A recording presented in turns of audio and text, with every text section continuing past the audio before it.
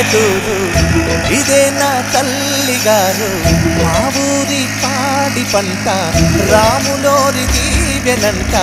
తల్లి గోదావరి నీళ్ళు కడిగ సీతమ్మ పాదాలు ఊరంతా హాయ్ హాయ్ హాయ్ మనసంతా హాయ్ హాయ్ హాయ్ ఇదే నా పల్లెటూరు ఇదే నా తల్లిగారు మా ఊరి పాడి పంట రాములోరి దీవెనంట